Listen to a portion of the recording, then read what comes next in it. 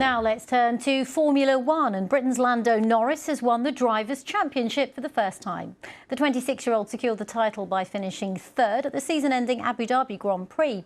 Well, Norris's victory makes him the first driver to break Max Verstappen's 4-year winning streak, and he's the first Brit to take that title since 2020.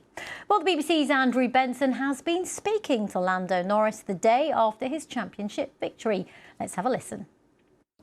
What we achieved yesterday was it. That was the final piece of the whole thing, yeah, therefore it needed to be celebrated well. A day on, it sounds like it's sunk in. Yeah, I mean, it's still. I still find it very surreal for sure.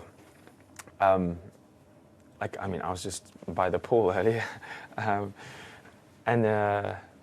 when someone says like "Congrats world champ" or something, it's definitely got a very different ring to it when it's just "Congrats Lando" or whatever it may be, So it's, I don't know, because I think it's still such a sizable achievement.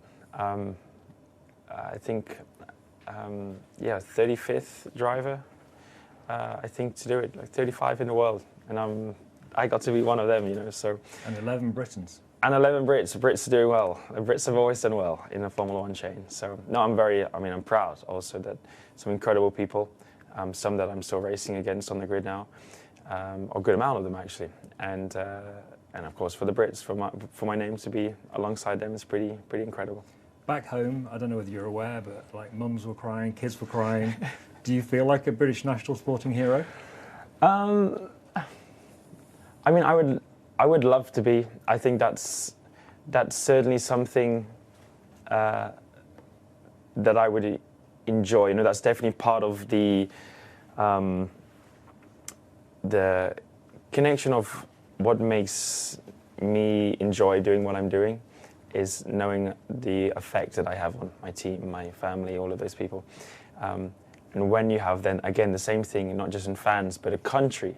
That's a nation, that's like a pretty, again, surreal, pretty unbelievable thing. You grow up on TV, I grew up on TV, watching these things, watching all the stars that have ever been in my last 20 years of watching TV. And now there's what I once would have been, that little kid at home watching it on TV thinking, oh wow, I would love to do that one day, So the fact that, I hope to, and I'll continue to over the next many years try and grow that and try to do my nation proud is definitely something that I enjoy saying.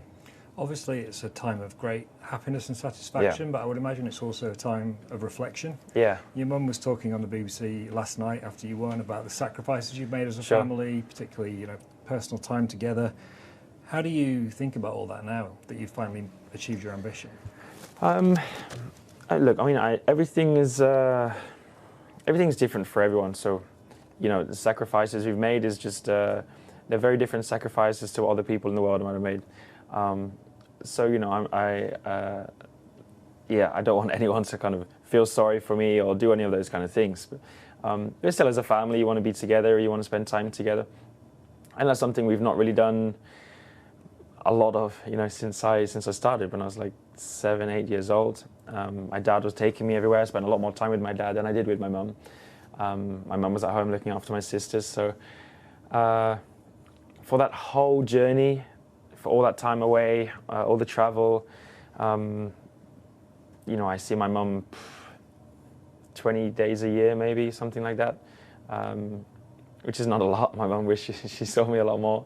But yeah, for all of those times to kind of finally, she felt like it was already worth it when, I got to Formula One and I won a race in Formula One. But certainly winning and having the achievement we did yesterday made everything feel more worth it, all those times away. And it's, I think, one thing that everyone wants to do is make their parents proud.